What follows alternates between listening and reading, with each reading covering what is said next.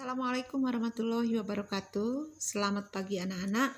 Hari ini kita akan membahas tentang hukum 2 Kirchhoff ya.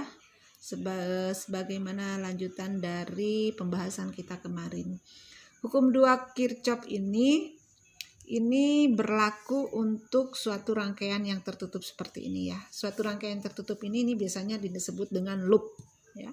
Nah, di mana menurut hukum 2 Kirchhoff di sini bahwa jumlah aljabar perubahan tegangan yang mengelilingi suatu rangkaian tertutup atau loop itu sama dengan 0. Biasanya dirumuskan dengan sigma V sama dengan 0 atau sigma E plus sigma IR sama dengan 0. Nah, bagaimana suatu rangkaian yang tertutup atau loop itu? Ya, ini gambarnya kurang lebih seperti ini ya. Jadi di sini ada beberapa tegangan E1 dan E2, kemudian dirangkaikan dengan hambatan ya. Jadi di sini ada R1, R2, R3. Di sini kebetulan Ibu tidak menggambarkan hambatan dalam ya. Jadi ini semuanya hambatan luar. Nah, seandainya dalam loop ini ditanyakan berapakah arus yang mengalir ya. Berapakah arus yang mengalir dalam rangkaian ya. Dalam rangkaian. Nah, kalau misalnya kita mau menghitung arus ya, ada beberapa hal yang perlu kita perhatikan. Yang pertama, di dalam menyelesaikan rangkaian tertutup berdasarkan hukum 2 Kirchhoff, itu langkah pertama yaitu yang pertama adalah tentukan arah loop. Jadi kita akan menentukan arah loop. Arah loop ini nanti hanya untuk membantu kita mengerjakan ya.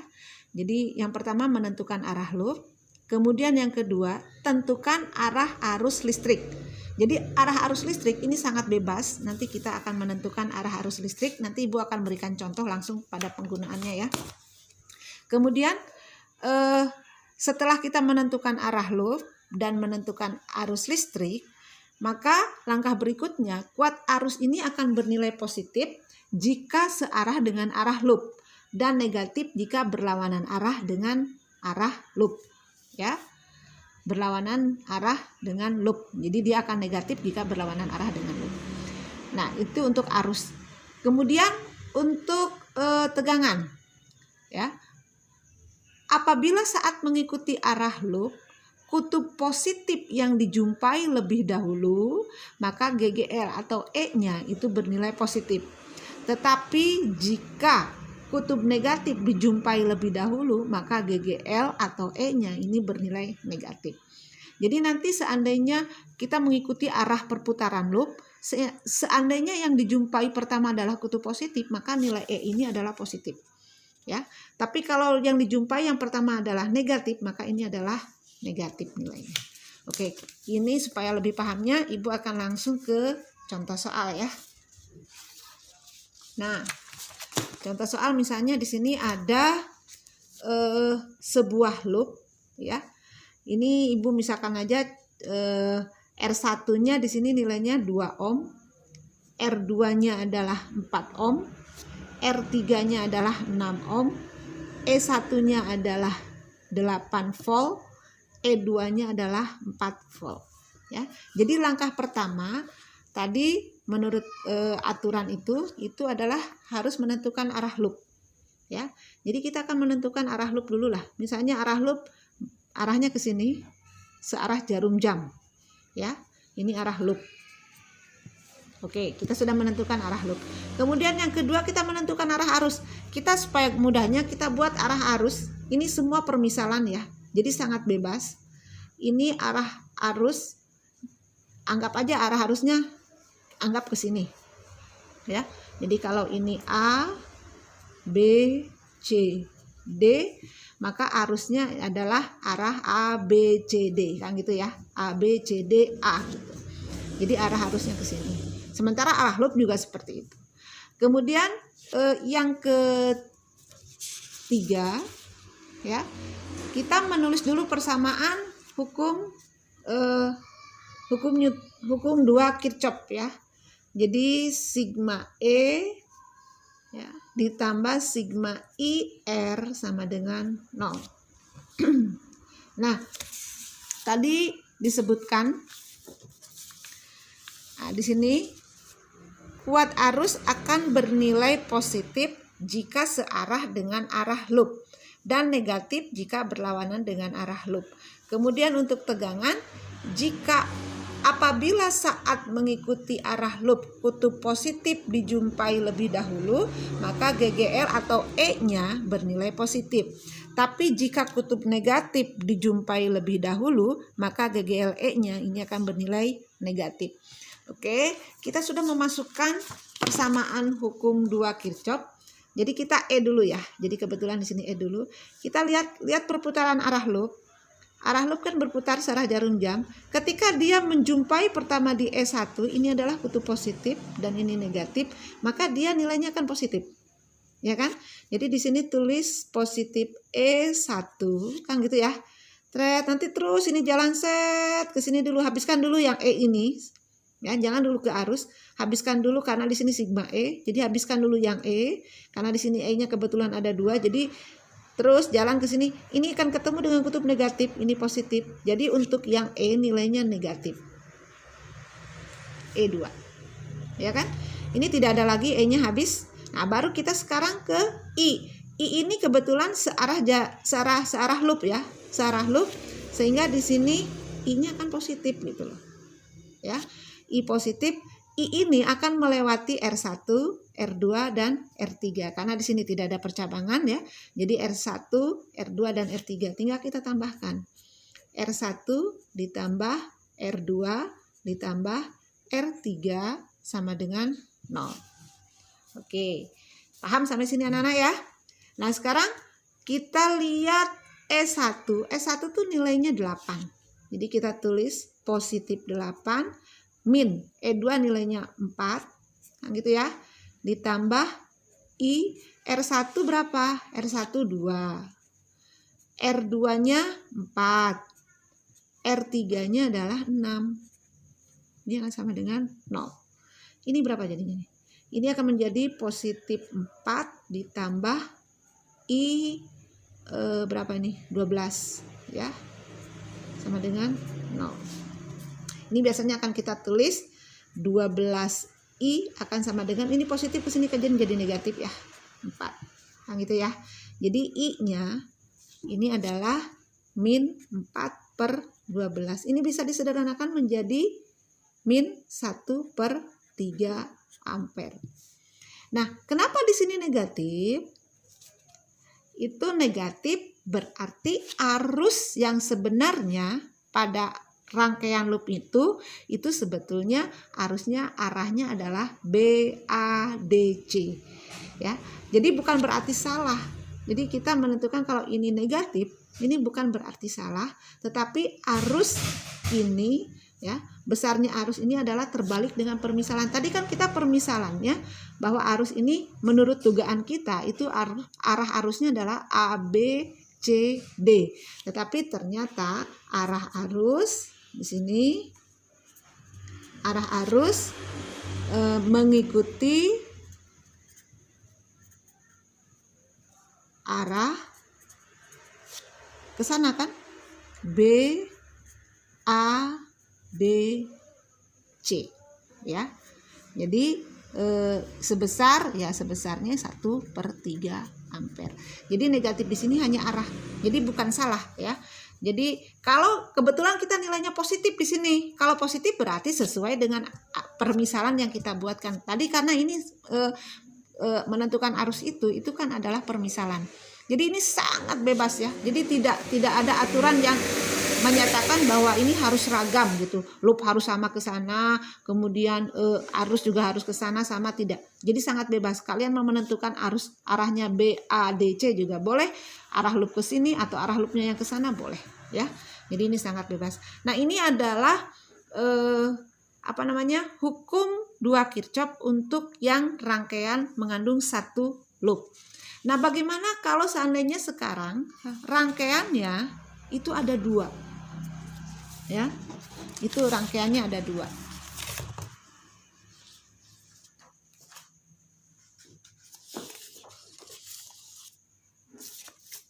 Nah, kalau rangkaiannya ada 2, jadi di sini ada langkah-langkah tertentu yang harus kita perhatikan ya. Yang pertama, rangkaian majemuk itu adalah rangkaian listrik yang memiliki lebih dari 1 loop.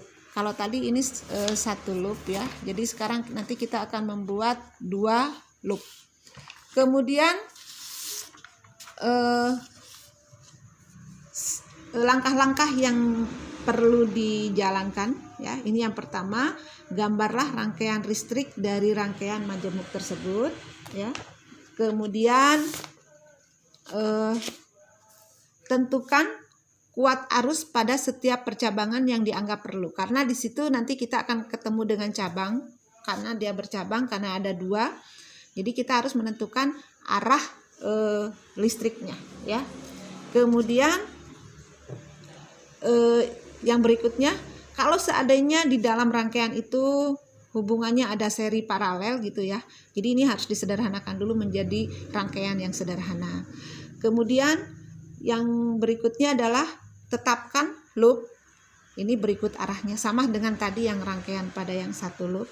Kemudian tulislah persamaan setiap loop menggunakan hukum 2 Kirchhoff.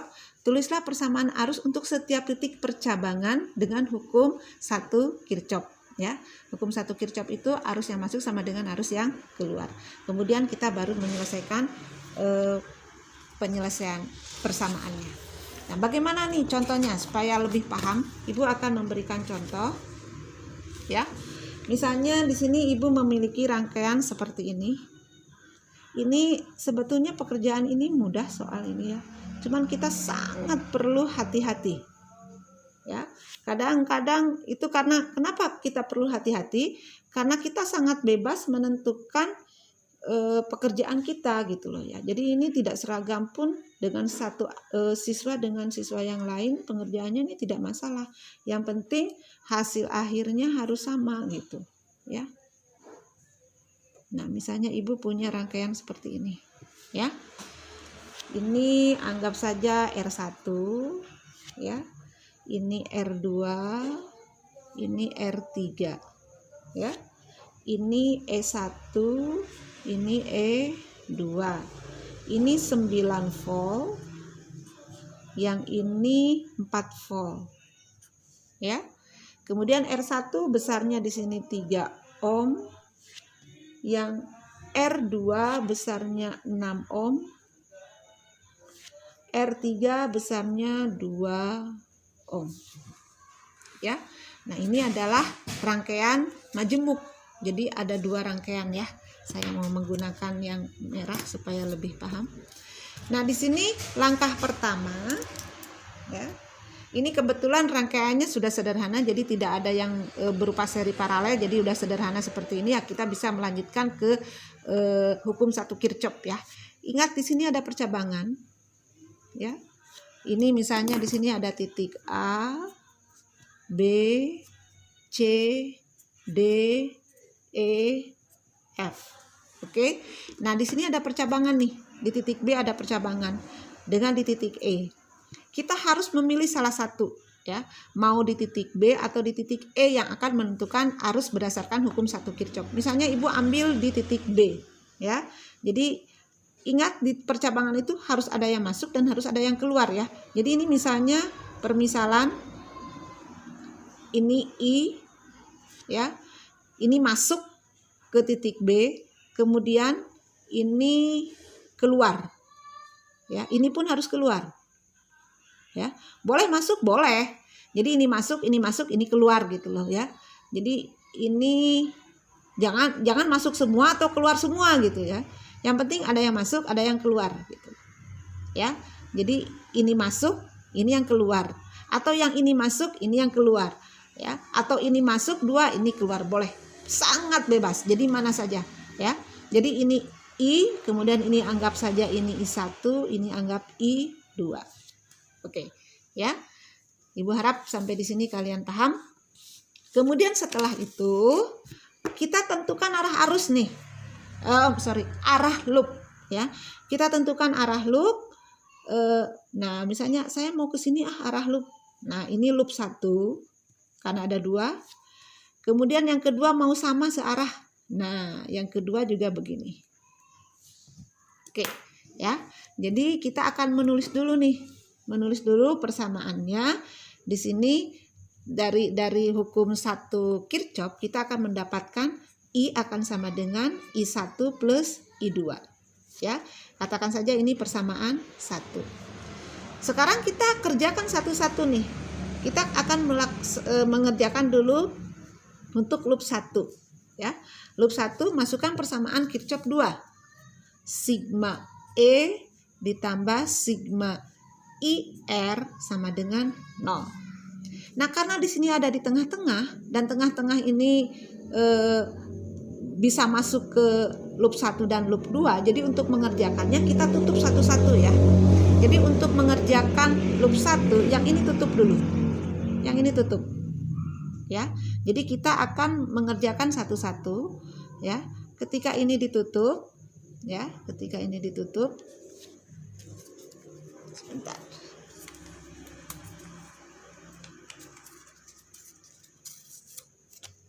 Ketika ini ditutup, kita bisa menghitung yang loop 1. Jadi loop 1 kita perhatikan nih. Set ke sini positif, terus ketemunya dengan E1 yang negatif kan? Jadi min E1, ya kan? E1 dulu kita lihat. Kemudian kita lihat di sini nih ada I. I ini hanya mengalir di sini saja. Ya. Jadi dari B, A, F, E atau dari E, F, A, B. Karena ini kita permisalannya tadi arahnya ke sini ya. Nah, arahnya ke sini. Jadi dia ke sana, ya. Nah, jadi kalau kita lihat arus ini searah dengan permisalan loop, ya, permisalan loop yang pertama. Jadi nilai I-nya akan positif. I ini hanya mengalir di R1, ya, R1. Kemudian kita lihat nih, di sini ada I2. Nah, I2 juga, nah. Sini kan arahnya. Kalau kita putar ke sini loopnya dia searah dengan I2 juga kan. Berarti nanti I2 juga nilainya akan positif. I2 kali R2. Karena I2 hanya mengalir pada R2 saja. Ya, ini tidak ada lagi ya, tidak ada tegangan lagi, tidak ada hambatan lagi. Jadi ini akan sama dengan 0. Ya. Sudah. Jadi kita masukkan nih. Berapa nilainya? Min 9. Ya kan? Kemudian ditambah I ini adalah I1 ditambah I2 kan? Jadi ini kita masukkan saja di sini. Atau 3 dulu boleh kita tulis. R1-nya kan 3. Berarti ini 3 I1 ditambah I2 ditambah R2-nya berapa nih? R2-nya 6 kan? Jadi 6 kali I2 sama dengan 0. Ya. Nah, ini kita uraikan yang ini. Jadi ini akan menjadi min 9 ditambah 3I1, ya kan? Ditambah 3I2 ditambah 6I2 sama dengan 0. Ini penyelesaian matematikanya ini akan menjadi min 9 ditambah 3I1. Ini dengan ini kan menjadi 9 ya. 9I2 sama dengan 0. Nah, ini kebetulan negatif, jadi kalau ke sini dia bisa berpindah jadi positif. Ini akan menjadi 3I1 ditambah 9I2 sama dengan 9. Kita bisa sederhanakan semuanya dibagi 3. Jadi nanti kita akan mendapatkan I1 ditambah 3I2 sama dengan 3. Ini kita akan jadikan suatu persamaan yang kedua. Tadi ini yang pertama ya. Nah, sekarang kita lanjut ke loop 2. Ini tadi loop 1, sekarang loop 2. Ya. Loop yang kedua. Loop yang kedua kita tutup yang ini. Nah, ya kan? Nah, loop yang kedua tutup yang ini. Jadi kita lihat set. Ini kan negatif juga ya ketemunya ya. Jadi ini kita tulis lagi rumusnya. Sigma E ditambah sigma IR sama dengan 0. Ini ketemunya min E2. Ya kan? E2. Tidak ada lagi E-nya. Lalu ketemu I1. I1 itu searah dengan arah loop ya. Searah dengan arah loop. Jadi dia nilainya akan positif. sama-sama ke arah sini. Jadi nanti ini akan menjadi ditambah I1 kali R3. Ya kan? Sementara dengan I2 dia akan berlawanan arah. Berarti min I2 kali R2 sama dengan 0. Ya. Nah, kalau setelah ini kita tinggal masukkan angkanya, ya kan? Tinggal masukin angkanya.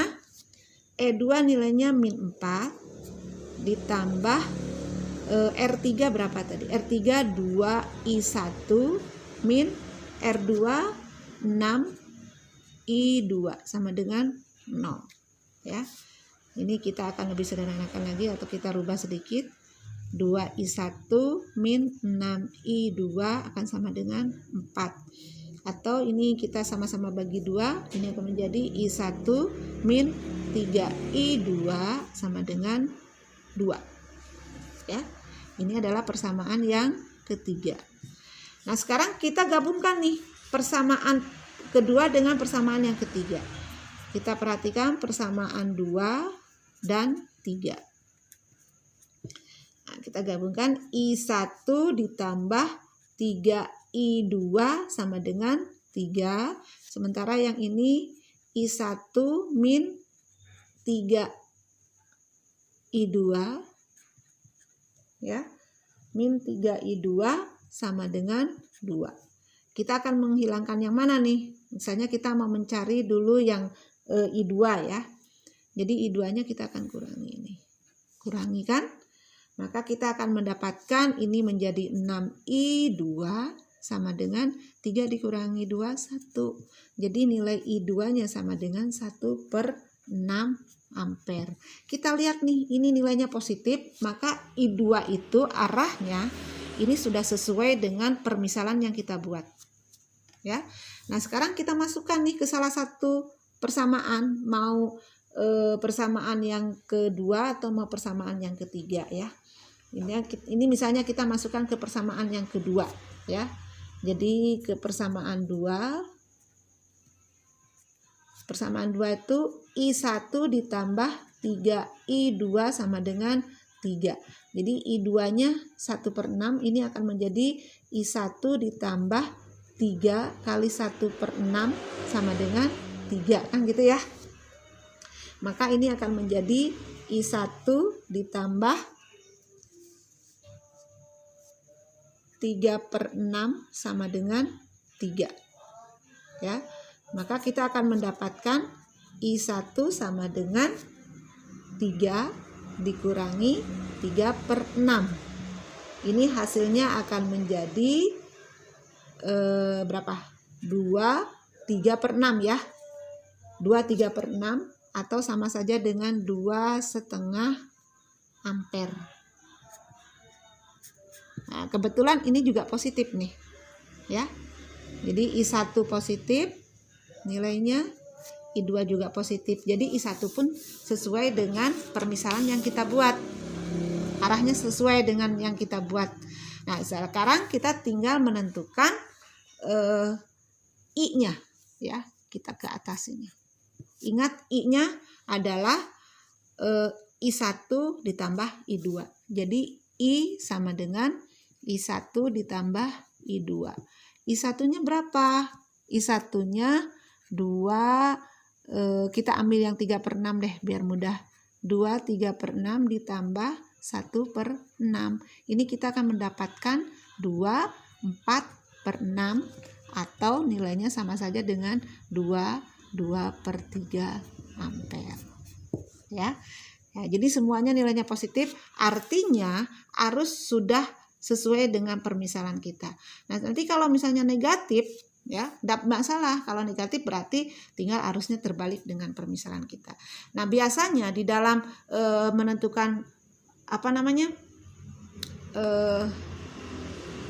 hukum 2 Kirchhoff ini biasanya kita disuruh mencari berapakah arus yang mengalir pada R1, kemudian pada R2 dengan R3 ya. Jadi dengan menggunakan hukum 2 Kirchhoff itu bisa kita menemukan arus tersebut. Ya, jadi yang perlu kalian perhatikan di sini adalah kehati-hatian ya. Jadi pertama, kehati-hatian dalam menentukan arah, kemudian positif negatifnya, karena salah sedikit saja ini bisa berbeda ya hasilnya. Jadi untuk pertemuan kita hari ini Ibu rasa cukup sekian dulu, dan Ibu minta kalian untuk tetap mengulang video pembelajaran ini, karena terus terang aja untuk listrik statis ini banyak anak-anak atau siswa yang sudah mempelajari terkecoh di hukum 2 Kirchhoff ya. Jadi tolong dipelajari baik-baik. Jadi terima kasih atas perhatiannya. Untuk video pembelajaran kali ini Ibu cukupkan sekian. Wabillahi taufik wal hidayah. Wassalamualaikum warahmatullahi wabarakatuh.